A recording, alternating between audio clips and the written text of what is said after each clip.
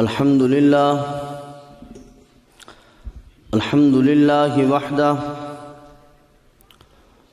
وكفى والصلاة والسلام على من لا نبي بعده ولا معصوم بعده أما بعد فأعوذ بالله من الشيطان الرجيم بسم الله الرحمن الرحيم إن الذين قالوا ربنا الله ثم استقاموا تتنزل عليهم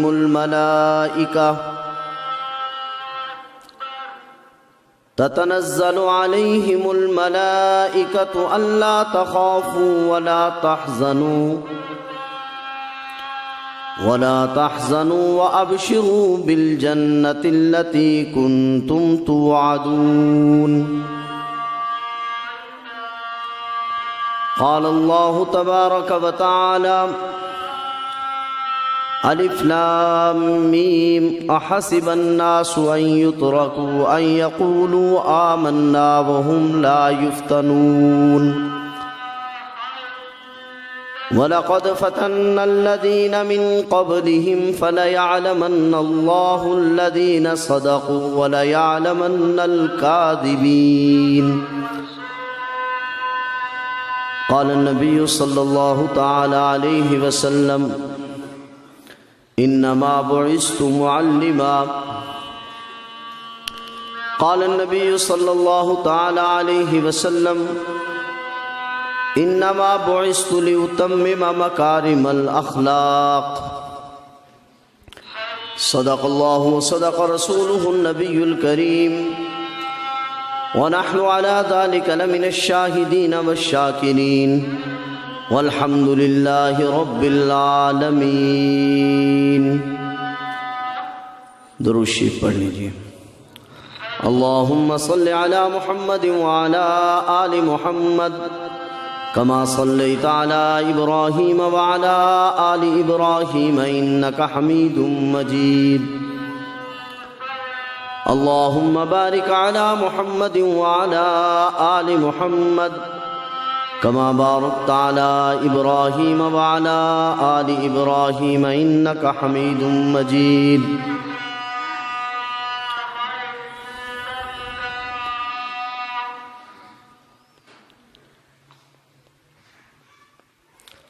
قابل صد تکریم معزز علماء کرام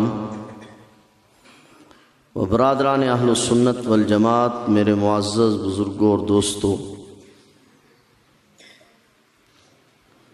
سب سے پہلے گزارش تو یہ ہے کہ مجھے یہ ترتیب سمجھ میں نہیں آ رہی آپ کے بیٹھنے کی. اگر یہ طلباء کرام تھوڑا ادھر آ جائیں، ایک جانب بچے ذرا ادھر آ جائیں، جزاک اللہ. آپ ادھر آ جائیں، بچے ادھر آ جائیں. میں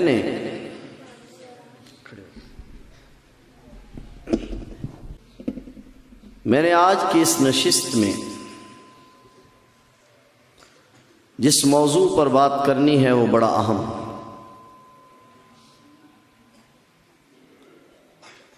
میرے ذمہ عنوان ہے اکابر علماء دیوبند کیا ہے. یہ بات عرض کرنے کے لیے میں ایک تمہیدی بات عرض کروں گا. شاید میری بات کا سمجھنا آسان ہو جائے. حضور نبی اکرم صلی اللہ علیہ وسلم کے زمانہ اقدس سے لے کر آج اس وقت تک دنیا کا جو نقشہ ہمارے سامنے ہے، جو ہسٹری اور تاریخ ہمارے سامنے ہے، وہ یہ بتلاتی ہے کہ صحابہ کرام رضوان اللہ تعالی عنہم اجمعین اور بالخصوص خلافت راشدہ اور خلافت عادلہ کے دور میں دین اسلام دنیا کے آخری کنارے تک پہنچا. اس کے بعد کی دنیا دو حصوں میں تقسیم ہے. کچھ ایسی دنیا ہے جہاں اس وقت سے لے کر آج تک اسلام باقی ہے، اور کچھ ایسے ممالک ہیں دنیا کی اس دھرتی پر، کچھ ایسے علاقے ہیں جہاں کہیں 500 سال، کہیں 800 سال، کہیں 1000 سال اسلام رہا، اور اس کے بعد اہل کفر نے وہاں پر غلبہ حاصل کر لیا. یہ ایک تاریخ ہے جس کا انکار ممکن نہیں. بر صغیر پاک و ہند بھی ان ممالک میں سے ہے جہاں تقریباً 1000 سال تک اسلامی حکومت قائم رہنے کے بعد اس پر فرنگی کا قبضہ ہوا، انگریز کا تسلط ہوا، اور انگریز نے اس ملک پر قبضہ کر لیا. مگر میں تاریخ کا ادنا طالب علم ہونے کی حیثیت سے میری بات پر ذرا غور فرمائیں. میرا دعویٰ یہ ہے تاریخ کا ادنا طالب علم ہونے کی حیثیت سے کہ دنیا کے باقی جتنے بھی ممالک ہیں اور دنیا کے باقی جن جن ممالک پر اسلام کی حکومت کے بعد غیر مسلموں کا تسلط ہوا، ان ممالک سے دین ختم ہو گیا، مساجد ختم ہو گئی، حتیٰ کہ اسلام کا نام جاننے والے بھی باقی نہیں رہے. یہ ہسٹری ہے. مگر بر صغیر میں باوجود اس کے کہ انگریز کا تسلط ہوا، انگریز نے اس ملک پر قبضہ کیا، انگریز کے اس ملک پر قبضہ کر لینے کے باوجود اس ملک سے مسجد، مدرسہ، دین، ایمان ختم نہیں ہوا. یہ ایک ہسٹری ہے، یہ تاریخ ہے. ہم نے اس بات کو دیکھنا ہے کہ ان ممالک سے جب اسلام ختم ہوا، مسلمانوں کی حکومت ختم ہوئی، تو اسلام بھی ختم ہو گیا، جبکہ بر صغیر پاک و ہند میں مسلمانوں کی حکومت ختم ہو گئی مگر اسلام ختم نہیں ہوا. پڑھے لکھے دوست بیٹھے ہیں، آج میڈیا کا دور ہے، معلوم نہیں میری گفتگو کہاں کہاں سنی جا رہی ہوگی اور میری یہ گفتگو کہاں کہاں سنی جائے گی، مگر میں دلائل کی دنیا میں بات کرنے کا عادی ہوں. میرا موقف یہ ہے کہ بر صغیر پاک و ہند میں جو دین آج تک باقی رہا، انگریز فرنگی کا تسلط ہو جانے کے باوجود بھی اس کی بنیاد صرف اور صرف اکابرین اہل سنت والجماعت علماء دیوبند ہے. یہ میرا ایک دعویٰ ہے، اور دنیا کا ہر دعویٰ دلائل کا محتاج ہوا کرتا ہے. ہر دعویٰ یہ چاہتا ہے کہ اس پر دلائل پیش کیے جائیں. آپ کے یقیناً علم میں ہوگا کہ بر صغیر میں 1601 عیسوی میں یہاں انگریزوں کا ایک قافلہ آیا جو بمبئی کے ساحل پر اترا، اور اس قافلے کے لوگوں نے یہاں کے مغل شہنشاہوں سے یہ کہا کہ ہم اس بر صغیر میں معاشی ترقی چاہتے ہیں۔ ان کے مادی وسائل دیکھ کر، ان کے مادیت کے منصوبے دیکھ کر یہاں کے مغل شہزادے ان کی باتوں میں آ گئے اور انہوں نے بمبئی کے ساحل پر اس قافلے کو اپنا تجارتی مرکز بنانے کی اجازت دے دی۔ انگریز قافلے کے اراکین نے یہاں پر معیشت و تجارت کے نام سے کام شروع کیا اور ایک فرم، ایک کمپنی بنائی جس کا نام ایسٹ انڈیا کمپنی ہے۔ ایسٹ انڈیا کمپنی نے اس بر صغیر میں 100 سال تک اپنے مادی وسائل کو لگایا اور 1701 تک ایسٹ انڈیا کمپنی اس بر صغیر میں 100 دفتر کھولنے میں کامیاب ہو گئی، اور 1702 میں ایسٹ انڈیا کمپنی اپنا پرچم تیار کیا اور اس 100 سال کے عرصے میں انہوں نے اپنا پرچم بھی اپنی دکانوں پر، اپنے تجارت کے مراکز پر لہرا دیا، جس کا منشا یہ تھا کہ ہمارا پرچم متعارف ہو جائے گا، ہم لوگ متعارف ہو جائیں گے۔ چنانچہ 1702 میں انگریز نے اپنی عیاری کے ذریعے سے اس بر صغیر پاک و ہند میں دوسرا جال بنا اور یہاں کی چودراہٹ، یہاں کی سیاست میں حصہ لینا شروع کیا۔ چنانچہ 1740 تک انگریز نے اپنی عیاری کے ذریعے سے ملک کے 4 صوبوں پر قبضہ کر لیا اور ملک کے 4 صوبوں کے گورنر یہاں 4 صوبوں کے گورنر انگریز بن گئے۔ لیکن اللہ تعالیٰ کا قانون یہ ہے کہ لِكُلِّ فِرْعَوْنَ مُوسَىٰ، جب دنیا میں کوئی فرعون آتا ہے تو اللہ اس کے لیے موسیٰ کو بھی بھیجتے ہیں۔ ادھر 1702 میں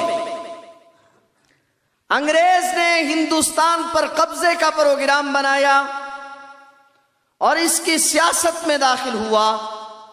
ادھر 1702 عیسوی میں شاہ عبد الرحیم کے گھر ایک بچہ پیدا ہوا جس کا نام ولی اللہ رکھا گیا، جس کو آج دنیا شاہ ولی اللہ محدث دہلوی کے نام سے یاد کرتی ہے۔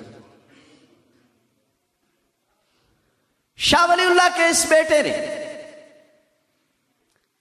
شاہ عبد الرحیم نے اپنے بیٹے کا رخ دین کی طرف پھیرا۔ شاہ عبد الرحیم کا یہ لخت جگر اسلام کی تعلیمات کو پڑھتے ہوئے آگے بڑھا اور ہندوستان سے تعلیم حاصل کر کے اعلیٰ تعلیم کے حصول کے لیے، حدیث اور قرآن کریم کی تفسیر کے علوم کے لیے یہ نوجوان اپنے شباب کے زمانے میں مدینہ منورہ میں پہنچا۔ مدینہ منورہ میں شیخ ابو طاہر مدنی رحمہ اللہ تعالی عرب کے عظیم محدث ہیں، ان کے پاس داخل ہوا۔ اس طالب علم کے بارے میں شیخ ابو طاہر مدنی خود یہ کہتے ہیں کہ ہندوستان سے ایک طالب علم میرے پاس پڑھنے کے لیے آیا ہے کہ حدیث کے الفاظ تو وہ مجھ سے پڑھتا ہے مگر حدیث کا مطلب اور مفہوم میں اس سے سمجھتا ہوں۔ شاہ ولی اللہ کا بیٹا، ذرا میری طرف توجہ رہے، یہ ذرا تاریخی اوراق ہیں، آپ نے تھوڑی سی توجہ ادھر ادھر کی تو کام خراب ہو جائے گا۔ شاہ ولی اللہ محدث دہلوی رحمت اللہ علیہ ہندوستان میں پڑھ کر آنے والا یہ پہلا طالب علم ہے جو ایک زمانے کے بعد قرآن کریم اور حدیث کا علم حاصل کر کے آیا، اور دنیا کا اس بات پر اتفاق ہے کہ اللہ نے بر صغیر پاک و ہند میں اولاد بھی ایک شخص کو عطا کی ہے اور شاگرد بھی ایک شخص کو عطا کیے ہیں۔ جس شخص کو اللہ نے اولاد عطا کی ہے اس کا نام شاہ ولی اللہ ہے، جس شخص کو اللہ نے شاگرد عطا کیے ہیں اس کا نام شیخ الہند محمود الحسن ہے۔ شاہ ولی اللہ کے گھر 4 بیٹے پیدا ہوئے، شاہ عبدالعزیز محدث دہلوی، شاہ عبد القادر محدث دہلوی، شاہ عبد الغنی محدث دہلوی اور شاہ رفیع الدین محدث دہلوی۔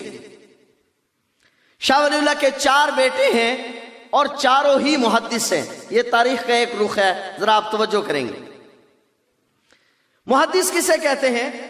جس کو کم از کم 1 لاکھ احادیث زبانی یاد ہو۔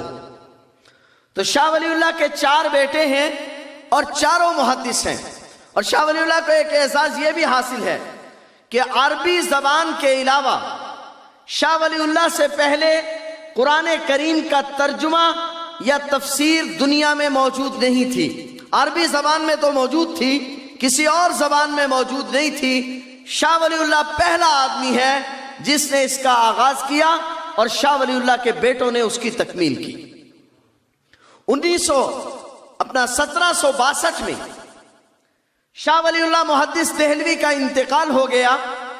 شاہ ولی اللہ محدث دہلوی کے مسند پر شاہ عبدالعزیز محدث دہلوی بیٹھے، اور آپ کو معلوم ہے شاہ ولی اللہ کی مسند پر بیٹھنے والا شاہ عبدالعزیز کوئی معمولی آدمی نہیں ہے۔ علماء نے لکھا ہے کہ شاہ عبدالعزیز محدث دہلوی جس دن شاہ ولی اللہ کی مسند پر بیٹھے تو اس دن زمانے بھر کے لوگ شاہ عبدالعزیز کا خطبہ سننے کے لیے آئے، اور شاہ عبدالعزیز محدث دہلوی کا خطبہ سنا۔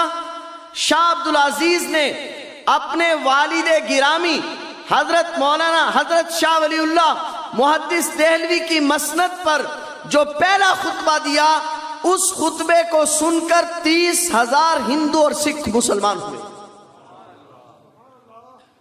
شاہ عبدالعزیز نے 1972 میں پورے ہندوستان کے احوال کا جائزہ لیا۔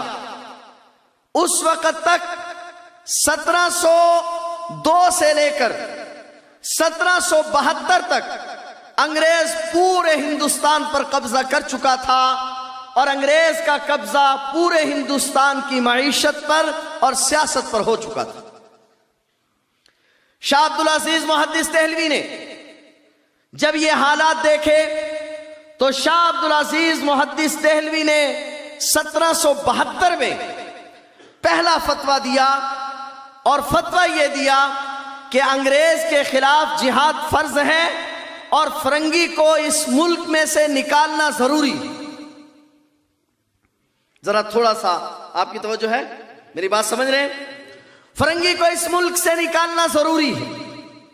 شاہ عبدالعزیز محدث دہلوی نے فتویٰ دیا۔ آج تک بر صغیر میں جتنی بھی تحریکیں چلی، ان تمام تحریکوں کی بنیاد شاہ عبدالعزیز کا وہ فتویٰ ہے۔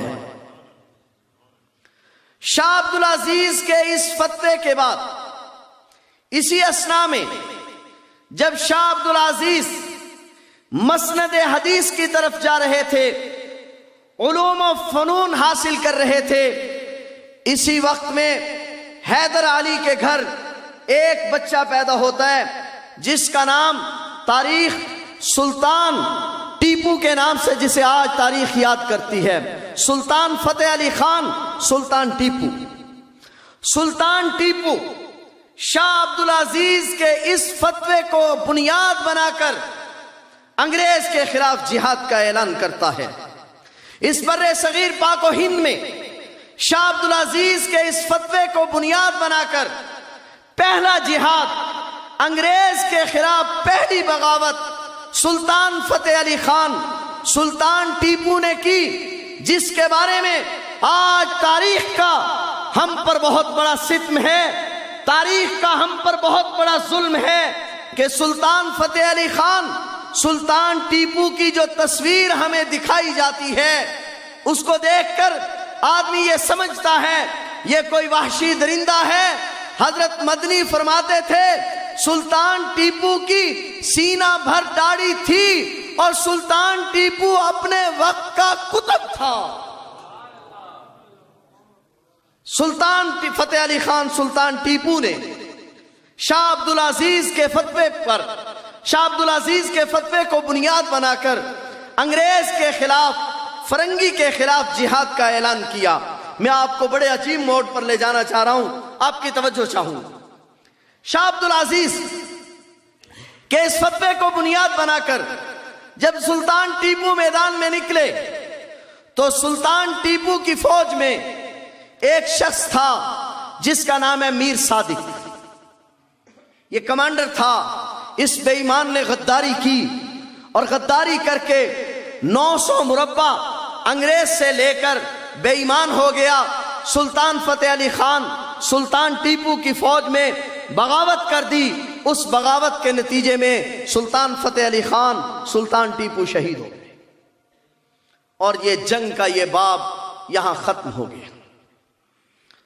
مگر شاہ عبدالعزیز کا فتویٰ تو باقی تھا، تحریک تو چل رہی تھی، لوگوں میں سپرٹ تو بھرا جا رہا تھا، علماء حق دین کی آواز تو بلند کر رہے تھے۔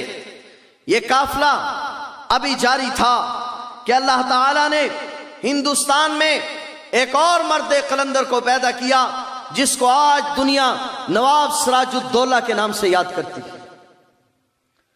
نواب سراج الدولہ نے پھر جہاد کا پرچم بلند کیا اور بر صغیر میں شاہ عبدالعزیز کے اسی فتوے کو بنیاد بنا کر مجاہدین کو جمع کر کے پھر انگریز کے خلاف علم بغاوت بلند کر دیا۔ مگر شومئی قسمت کہ نواب سراج الدولہ کی فوج میں ایک شخص تھا میر جعفر، اس بدماش نے بے ایمانی کی، غداری کی اور انگریز کے ساتھ مل گیا اور انگریز کے ساتھ مل کر نواب سراج الدولہ کو شہید کر۔ آپ کو پتا ہے فرنگی بڑا عیار ہے۔ انگریز یہ سوچنے پر مجبور ہو گیا کہ آخر ہندوستان میں مسئلہ کیا ہے، معاملہ کیا ہے، یہ بار بار تحریکات کیوں اٹھ رہی ہیں، ان تحریکات کو دبایا جائے۔ اس نے اپنی عیاری کے ذریعے سے ان تحریکات کو دبانے کے لیے پھر ایک نئی چال چلی، اور نئی چال یہ تھی کہ پنجاب کا گورنر رنجیت سنگھ کو بنا دیا۔ رنجیت سنگھ کو گورنر بنا کر یہاں مسلمانوں پر ظلم و ستم کا آغاز کر۔ رنجیت سنگھ نے پنجاب کی اس دھرتی پر ظلم و ستم کی وہ تاریخ رقم کی کہ شاید تاریخ میں پنجاب جتنی مظلوم اور کوئی قوم نہ ہو جس قدر انسانوں کو ذبح کیا گیا۔ لیکن آپ کی اگر توجہ ہو تو ان حالات میں جب بات یہاں پہنچی تو پھر شاہ ولی اللہ کی درسگاہ کا ہی ایک طالب علم، شاہ عبدالعزیز کا نواسہ شاہ اسماعیل شہید میدان میں آیا۔ شاہ اسماعیل شہید کے پیر و مرشد سید احمد شہید رحمہ اللہ تعالی میدان میں نکلے، اور جب سید احمد شہید پشاور میں پہنچے تو یہ بات ہے غالباً 1872 کی کہ سید احمد شہید نے 1 مئی 1872 کو، اتوار کا دن تھا، 1 مئی 1872 کو پشاور شہر پر قبضہ کر لیا، اور قبضہ کر کے اسلام کا پرچم لہرا کر چوک میں اعلان کر دیا کہ آج کے بعد یہاں شراب حرام ہے۔ اور اگر میں بھول نہیں رہا تو پورے 100 سال کے بعد 1 مئی کو 1972 کو اسی پشاور شہر میں मुफक्किर इस्लाम मुफ्ती महमूद रहिमहुल्लाह ताला ने उसी पिशावर शहर में 100 साल के बाद शराब की हुर्मत का ऐलान किया था।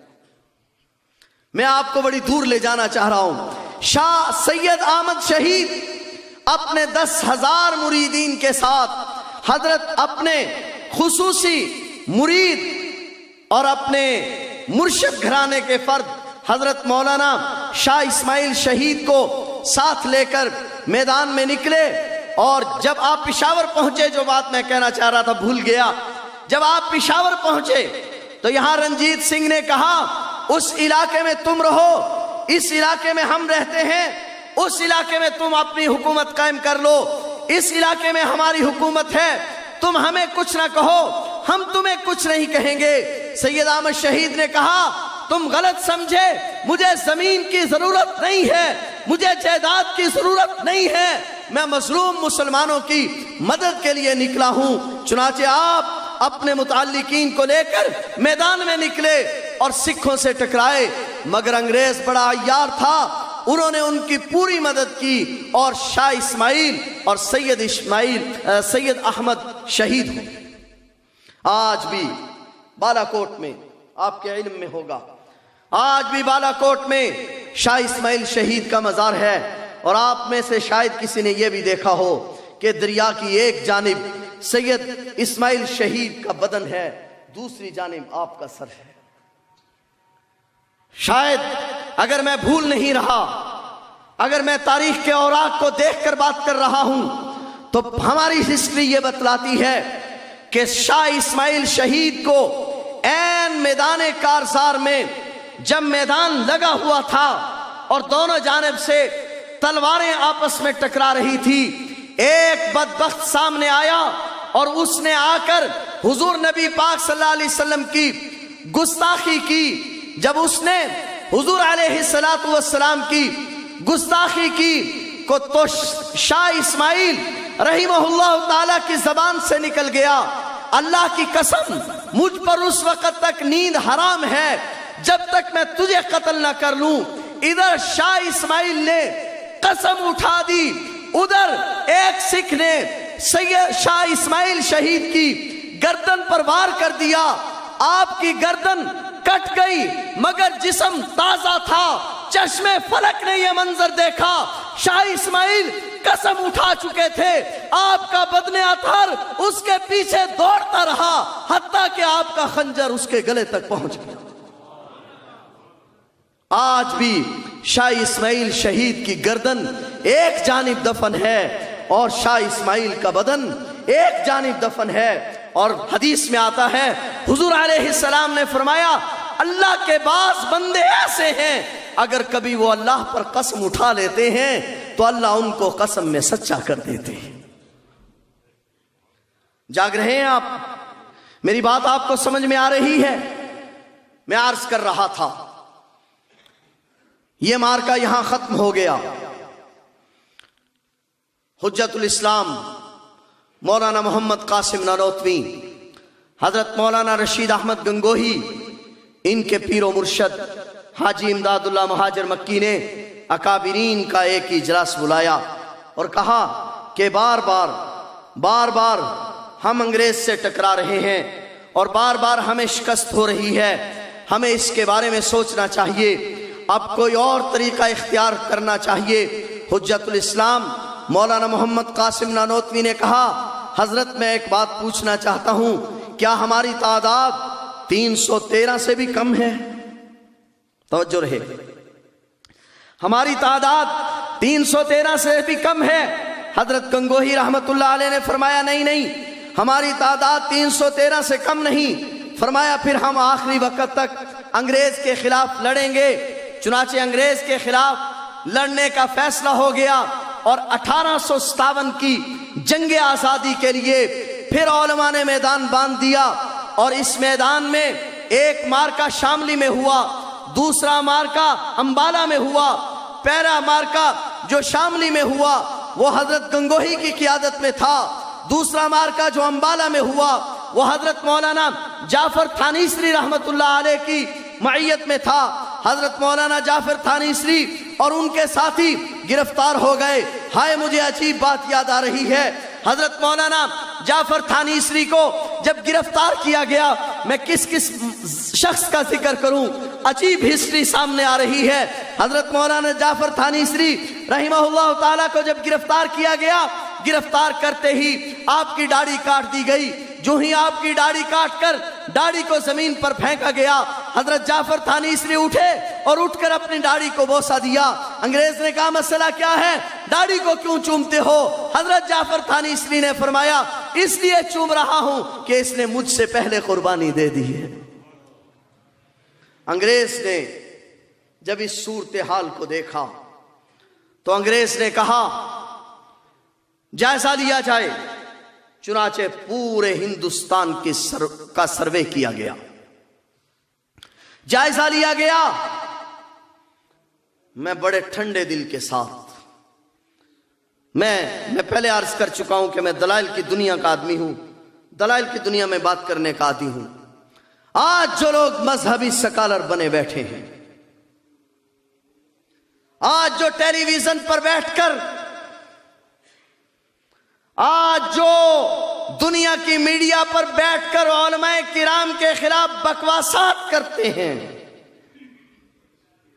میں ان کو بڑے ٹھنڈے دل کے ساتھ دعوت دیتا ہوں، بتلائیے اس 400 سالہ جنگ میں مذہبی سکالر کتنے مرے ہیں؟ کہاں تھے تم؟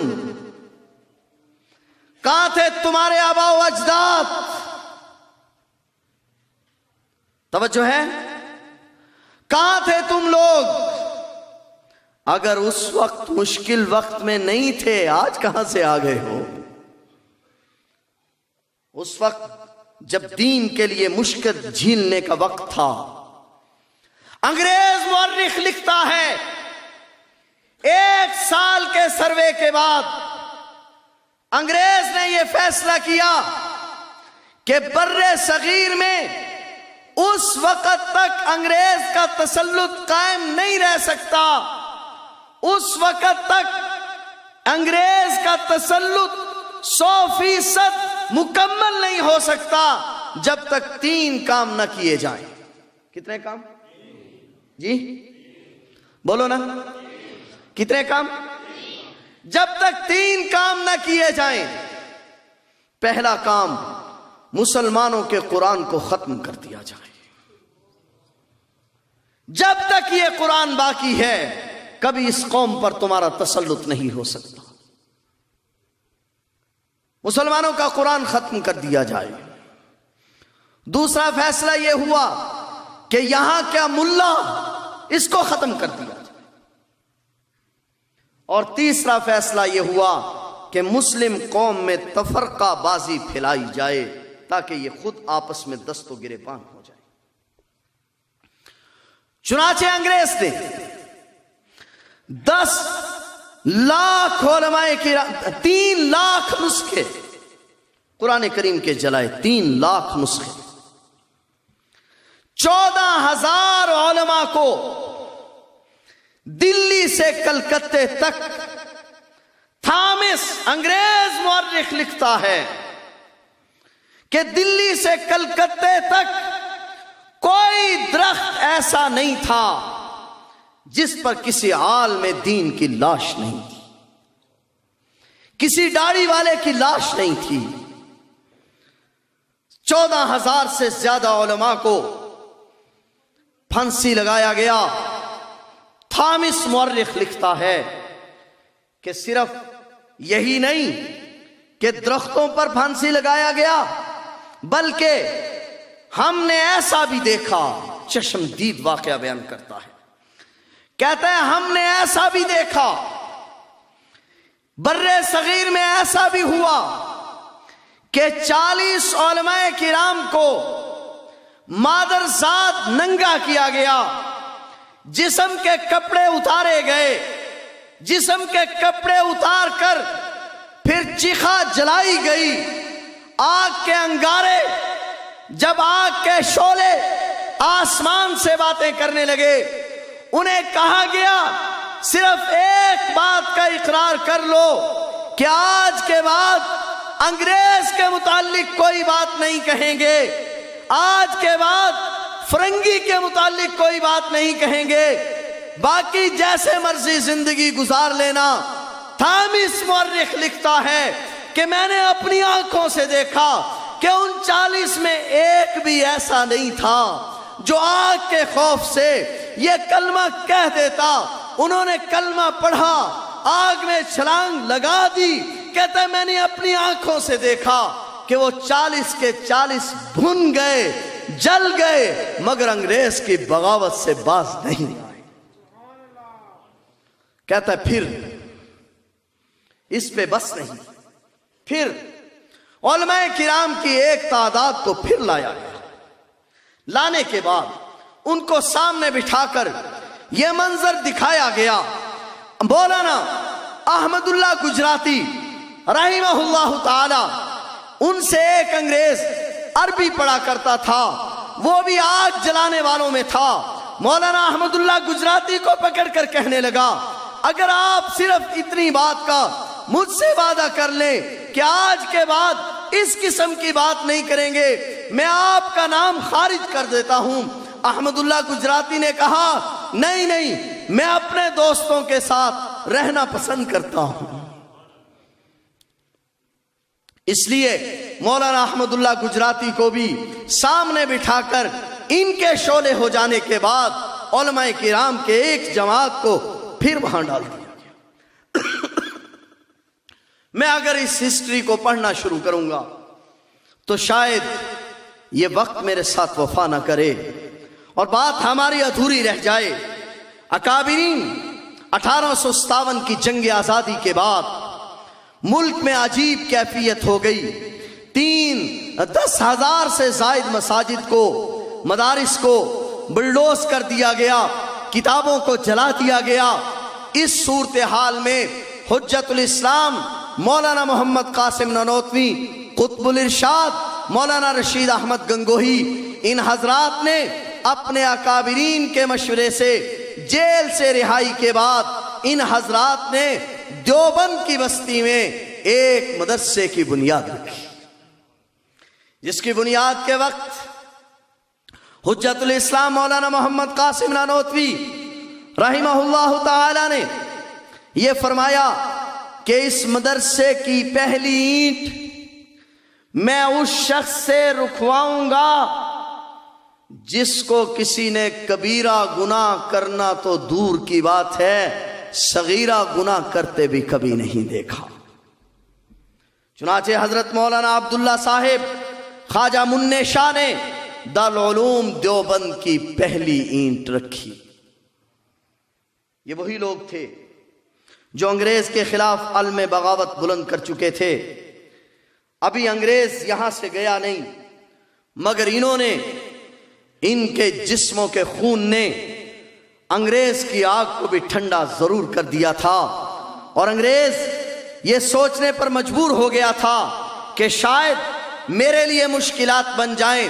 شیخ حضرت حجت الاسلام مولانا محمد قاسم نانوتوی، قطب الارشاد مولانا رشید احمد گنگوہی نے اپنے طلباء کی تربیت کی۔ اس مدرسے میں پہلا طالب علم جو داخل ہوا اس کو آج دنیا شیخ الہند مولانا محمود حسن کے نام سے یاد کرتی ہے۔ استاد کا نام بھی محمود ہے، شاگرد کا نام بھی محمود ہے۔ پھر اسی فتوے کو حضرت شیخ الہند نے دہرایا۔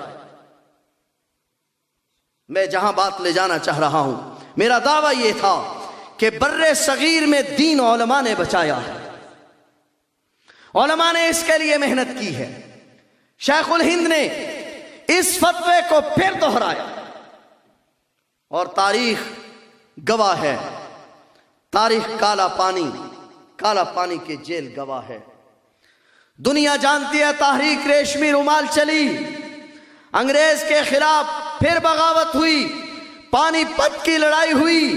یہ علماء اکابرین امت بار بار انگریز کے خلاف بغاوت کرتے رہے، حتیٰ کہ آج وہ وقت آن پہنچا کہ انگریز بر صغیر چھوڑنے پر مجبور ہو گیا۔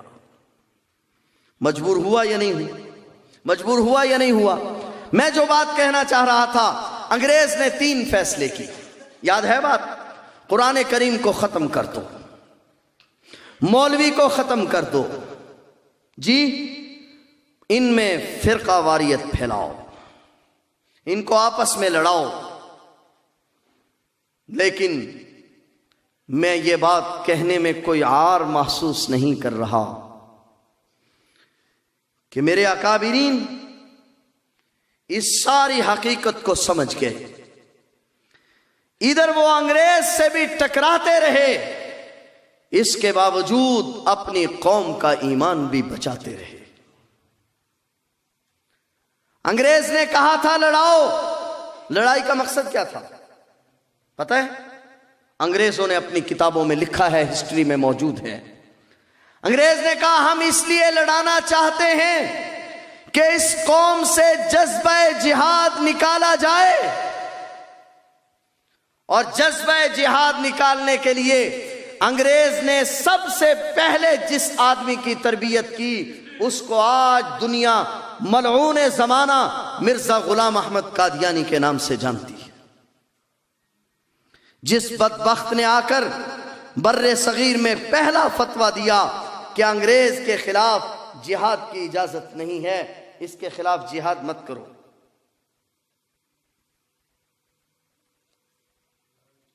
توجہ ہے؟ نماز انشاءاللہ وقت پر پڑھیں گے، میں اپنی بات کو سمیٹ رہا ہوں۔ میں ایک بات کہنا چاہتا ہوں چکوال والوں سے، اگر توجہ ہو، اور اس کے لیے میں نے تمہید باندھی ہے تقریر آئندہ سے۔ ابھی ہم تمہید باندھ رہے ہیں، آپ کو تیار کر رہے ہیں، ہسٹری آپ کے سامنے رکھ رہے ہیں تاکہ کوئی بات سمجھ میں آ جائے ہم کہنا کیا چاہتے ہیں۔ انگریز نے جب علماء کرام میں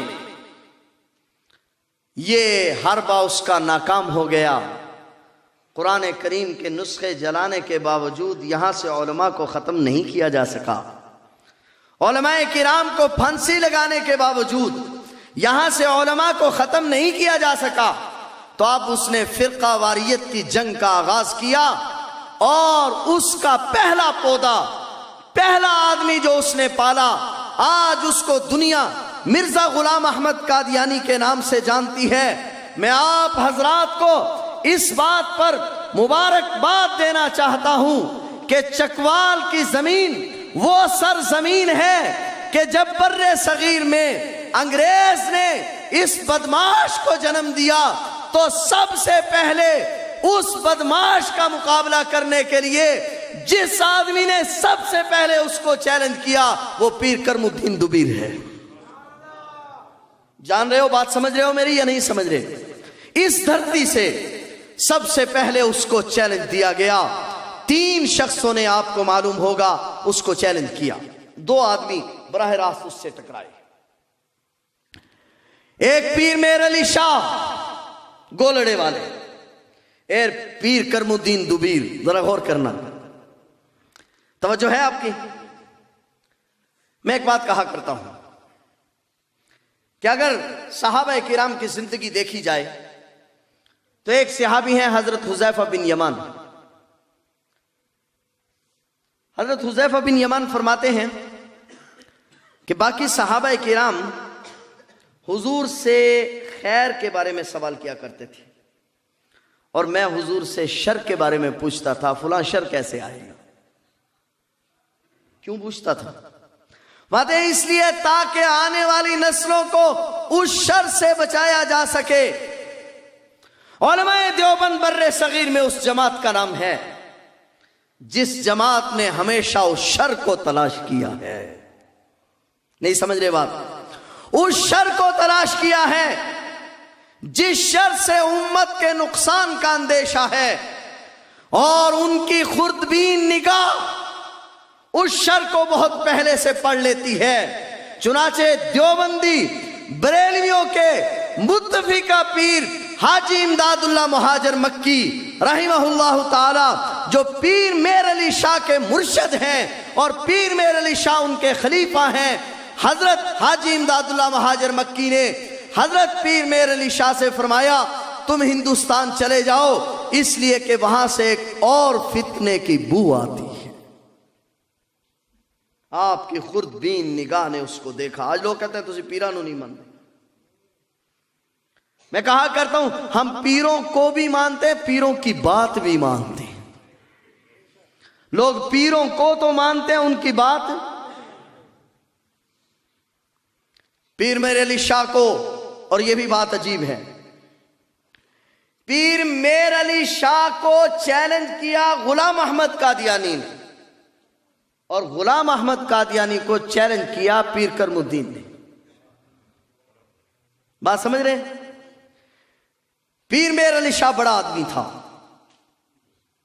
پیر میر علی شاہ کو جب چیلنج کیا, عجیب چیلنج کیا, بے وقوف جو تھا, چیلنج کیا کہ تم ایک تفسیر لکھو, میں بھی ایک تفسیر لکھتا ہوں, پھر وہ تفسیر لکھ کے ہم پبلک کے سامنے پیش کریں گے. جس کی تفسیر قبول کر لی گئی وہ سچا, جس کی تفسیر قبول نہ کی وہ جھوٹا.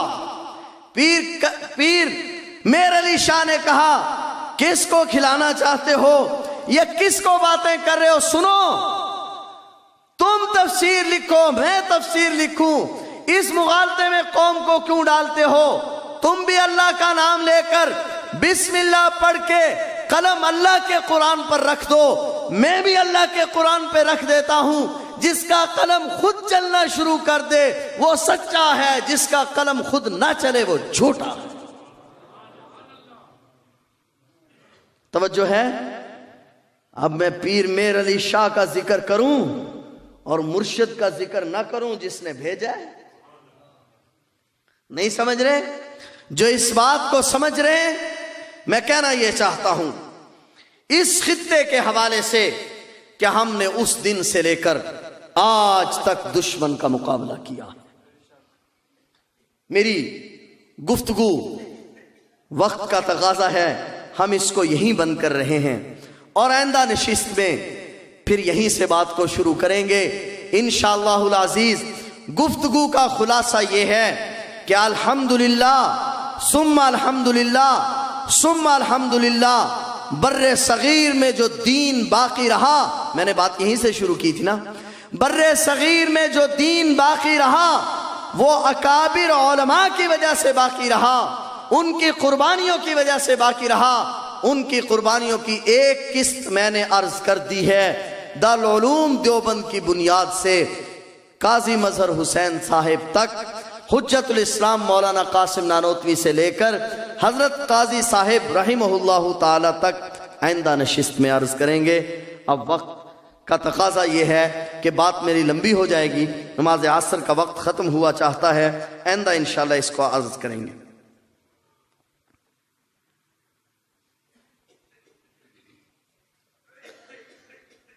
غائبانہ نماز جنازہ, سبحان اللہ, کہ غائبانہ نماز جنازہ کے بارے میں بتلائیں. آج واقعی اس بات کی بڑی شہرت ہے, اور کچھ لوگ بیچارے ایسے ہیں جن کو ہر وقت میں اس کے سوا کوئی کام نہیں. ذرا توجہ ہو, بس 1 منٹ کی بات ہے کہ امت میں کوئی ایسا نیا مسئلہ شروع کرنا چاہیے جو مسئلہ پہلے نہ ہو. آپ قربانی کتنے دن کرتے ہیں؟ اور کچھ لوگ آپ نے سنے ہوں گے کچھ سالوں سے کہ وہ قربانی کتنے دن کر رہے ہیں؟ 4 دن. یعنی نیا مسئلہ کوئی نہ کوئی چھیڑنا ہے. آپ 1400 سال کی تاریخ پڑھ لیں, 1400 سال کی تاریخ میں آپ کو نہیں نظر آئے گا کہ امت میں کبھی یہ ہوا ہو کہ لوگ مسجد میں آتے ہوں اور کپڑے سروں سے اتار کر پھینک دیتے ہوں اور پھر نماز پڑھتے ہوں. لیکن اب آپ کو ملے گا. ناراض نہیں ہونا, میں پہلے عرض کر چکا ہوں, میں دلائل کی دنیا کا آدمی ہوں, دلائل کی دنیا میں بات کرنے کا آدمی. ہم دلائل بیان بھی کرتے ہیں, سنتے بھی ہیں, دلائل دینے کا حوصلہ بھی رکھتے ہیں اور سننے کا حوصلہ بھی رکھتے ہیں. آپ نے نہیں سنا ہوگا, پیچھے آپ چلے جائیں, بلکہ کوئی نوجوان کسی بڑے کے سامنے سر سے کپڑا نہیں اتارتا تھا۔ آج صورتحال یہ ہے کہ خانہ خدا میں آ کر کپڑا ہوتے ہوئے اتار کر پھینکا جاتا ہے، جبکہ دنیا کی کسی کتاب میں حدیث نہیں ہے کہ حضور علیہ الصلوۃ والسلام نے، آپ کے خلفائے راشدین نے آپ کی موجودگی میں کبھی سر سے کپڑا اتار کر نماز پڑھی، مگر آج ایسا کیا جا رہا ہے۔ اسی طرح حضور علیہ الصلوۃ والسلام کی موجودگی میں جلیل القدر صحابہ کرام شہید ہوئے، جلیل القدر صحابہ کرام کا انتقال ہوا۔ مثلا حضور علیہ الصلوۃ والسلام نے 70 صحابہ کرام کو تبلیغ کے لیے بھیجا، شہید ہو گئے۔ حضور علیہ السلام نے ان کا غیبانہ جنازہ نہیں پڑھا۔ حضور علیہ السلام بدر میں تشریف لے گئے، پیچھے آپ کی بیٹی حضرت رقیہ بیمار ہو گئی، آپ قریب پہنچ چکے تھے مدینہ کے، مگر ان کو پہلے دفن کر دیا گیا۔ حضور علیہ السلام نے ان کا غیبانہ جنازہ نہیں پڑھا۔ حضور علیہ السلام کی زندگی میں 20 واقعات ایسے ہیں کہ لوگوں کے شہادت اور انتقال کی خبر ملی، مگر آپ نے غیبانہ جنازہ نہیں پڑھا۔ حضرت ابو بکر صدیق کا انتقال ہوا، پورے عرب میں آپ کے حاضر جنازے کے سوا کہیں غیبانہ جنازہ نہیں پڑھا گیا۔ خلفائے راشدین کے انتقال ہوتے رہے، کرب و بلا میں حسنین کریمین شہید ہوئے، صحابہ کرام موجود تھے، حسنین کریمین ظلمن شہید ہوئے، مگر ان کا غیبانہ جنازہ نہیں پڑھا گیا۔ حضور علیہ السلام نے 2 شخصوں کا پڑھا، نجاشی بادشاہ، اس کے بارے میں لکھا ہے کہ یہ حضور علیہ السلام کی خصوصیت ہے یا نجاشی بادشاہ کی خصوصیت ہے۔ اور ایک اور شخص، 2 شخصوں کا جنازہ حضور نے پڑھا، مگر اس کے بارے میں محدثین کا اتفاق ہے کہ یہ حضور علیہ السلام کی خصوصیت ہے۔ کیوں پڑھا؟ اگر غائبانہ جنازہ سنت ہوتا تو پھر ہر غائب کا پڑھا جاتا، خاص لوگوں کا پڑھا گیا۔ اور اس کے بارے میں بھی حضرت ابن عباس فرماتے ہیں صفیں بنی ہوئی تھی، ہمیں ایسے لگ رہا تھا گویا ہم جنازے کو آنکھوں سے دیکھ رہے تھے۔ اور یہ بھی لکھا ہے محدثین نے کہ حضور علیہ السلام جب جنازہ پڑھنے کے لیے کھڑے ہوئے تو درمیان میں سے پردے ہٹا دیے گئے، گویا اب تو جنازہ حاضر تھا، غائب تو نہ تھا۔ لہذا امت میں غائبانہ جنازہ ہمارے ہاں ثابت نہیں ہے۔ حضور علیہ السلام نے جو پڑھا ہے وہ آپ کی خصوصیت ہے یا ان لوگوں کی خصوصیت ہے جن کا جنازہ پڑھا گیا ہے۔ اللہ تعالی ہم سب کو سمجھ نصیب فرمائے۔ وہ طلباء کرام جن کی دستار بندی ہونی ہے وہ جلدی سے۔ نحمدہ و نصلی علی رسول الکریم۔ یہ سالانہ جلسہ بس اصلاح دستار بندی مدرسہ تعلیم القرآن چاک باکر شاہ منعقد ہوا ہے۔ یہ جب سے مدرسہ بنا اس کے اندر سے سینکڑوں حفاظ الحمدللہ قرآن پاک کے حافظ بن کے نکلے ہیں، اور یہ مدرسہ یہ گلشن لگایا ہوا میرے پیر مرشد حضرت مولانا قاضی مظہر حسین رحمہ اللہ کا ہے، جنہوں نے ہم پہ بھی محنت کی اور ہم نے اس مدرسے کو بنایا، اور اس کی آج جو ہے الحمدللہ علاقے کے اندر بہت زیادہ خوشبو آ رہی ہے۔ آپ حضرات کے سامنے اس کا نتیجہ، اس کا رزلٹ کہ ہر سال الحمدللہ بہت سارے حفاظ اس مدرسے سے قرآن پاک حفظ کر کے نکلتے ہیں، اور جہاں رمضان کے اندر سنانے کے لیے جاتے ہیں وہ حضرات بھی دیکھ کے حیران ہو جاتے ہیں۔ جب ان حفاظ کا قرآن سنتے ہیں تو وہ بھی غور و فکر کرتے ہیں کہ آیا یہ حفاظ کون سے مدرسے کے اندر پڑھ کے آئے ہیں۔ تو الحمدللہ اس مدرسے کا ایک نام ہے جو الحمدللہ حضرت مولانا قاضی مظہر حسین رحمہ اللہ کی دعاؤں کا نتیجہ ہے، ان کی محنتوں کا نتیجہ ہے۔ اللہ اس مرد قلندر کی قبر پر اپنی رحمتوں برکتوں کا نزول فرمائے، اور اللہ ہم ان حضرات کے نقش قدم پہ چلنے کی توفیق نصیب فرمائے۔ زیادہ بات کرنے کا وقت نہیں، جن احباب کی دستار بندی ہونی ہے ان حضرات سے گزارش ہے کہ وہ اسٹیج کے قریب قریب تشریف لیں۔ اس سالانہ مدرسہ تعلیم القرآن چک بکرشا کی آمدن اور خرچ اس جلسے کے موقع پر بتائی جاتی ہے، تو اس مدرسے کی 3 مدیں ہیں۔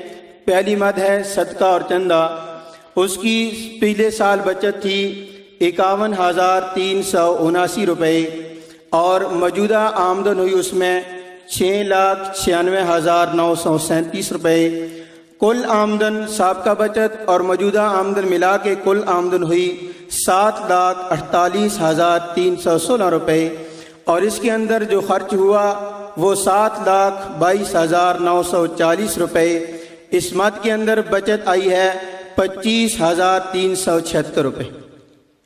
اور اس مدرسے کی دوسری مد ہے زکوٰۃ عشر فطرانہ، اس کے اندر موجودہ سال کے اندر بچت تھی 7,79,621 روپے، اور موجودہ آمدن جو اس سال ہوئی 13,92,235 روپے۔ آپ دونوں ملا کے کل آمدن بن گئی 21,71,856 روپے، اور اس کے اندر خرچ ہوا 9,20,514 روپے، اور اس کے اندر بچت ہوئی 12,51,342 روپے۔ اور تیسری مد ہے تعمیر فنڈ، اس کے اندر پچھلے سال بچت تھی 1,254 روپے، اور موجودہ آمدن ہوئی 1,35,940 روپے۔ کل آمدن ہو گئی 1,37,194 روپے، اور اس کے اندر خرچ ہوا 1,33,003 روپے، اور بچت آئی 4,191 روپے۔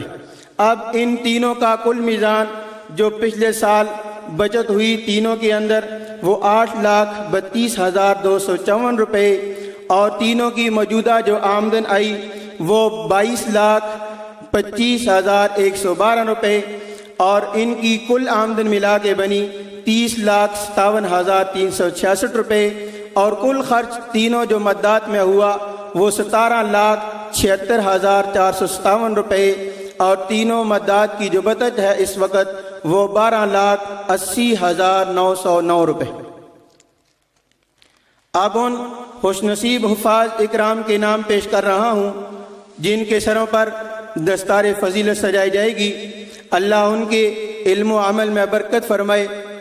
ان میں سے پہلا نام ہے محمد اسامہ ولد عبد الوحید کوٹھہ ابدال چکوال، محمد علی ولد رب نواز سیگل آباد چکوال،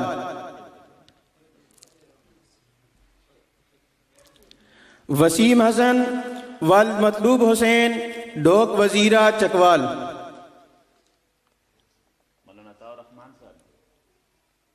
مولانا عطا الرحمان صاحب بیٹھے ہیں تو اسٹیج پہ تشریف لیں۔ محمد عمار ولد کاظم حسین بشارت چکوال، ریحان حمید ولد عبد الحمید تقیہ شاہ مراد چکوال، اسامہ بن دلدار ولد دلدار حسین چندو چکوال،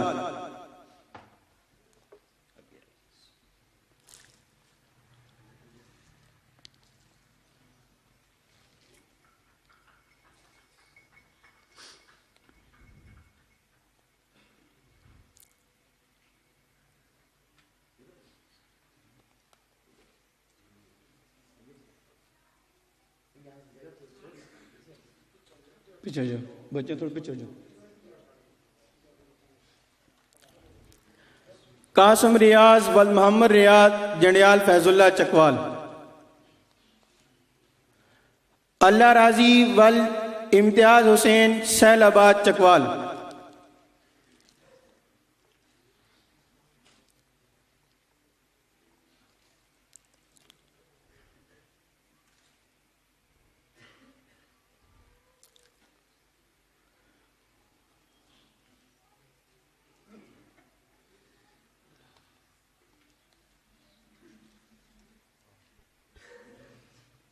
محمد ذوالکف ول محمد ذوالقرنین تترال چکوال۔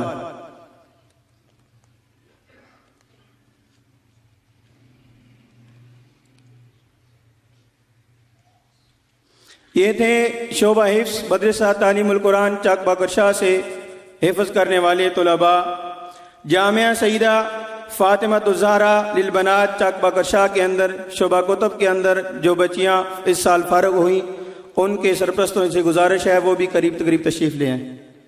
ڈاکٹر حاجی محمد الیاس چاک باقر شاہ۔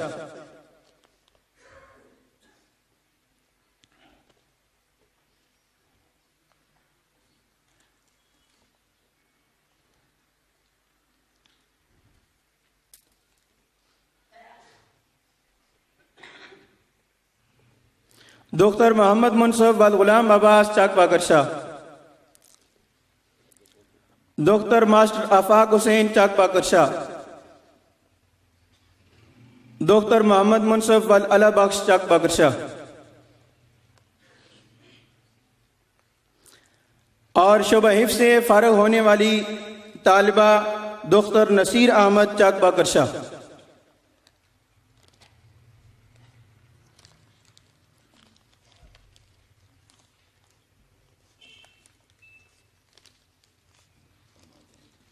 حضرت سے دعاؤں کی درخواست ہے۔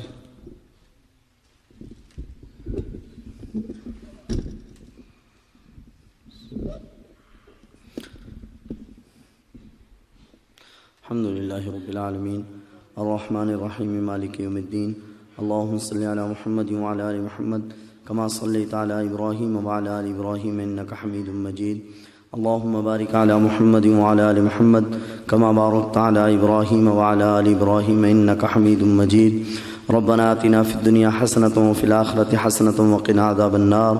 یا ارحم الراحمین ہم سب کی حاضری کو قبول فرما، اللہ جو کچھ کہا اور سنا عمل کی توفیق عطا فرما۔ یا ارحم الراحمین جن بچوں نے قرآن کریم پڑھا ہے، بچیوں نے پڑھا ہے، یا ارحم الراحمین ان کا قرآن کریم پڑھنا قبول فرما، اساتذہ کرام معلمات کا پڑھانا قبول فرما۔ اللہ کریم اس کی برکات سے ہم سب کو مستفید ہونے کی توفیق عطا فرما۔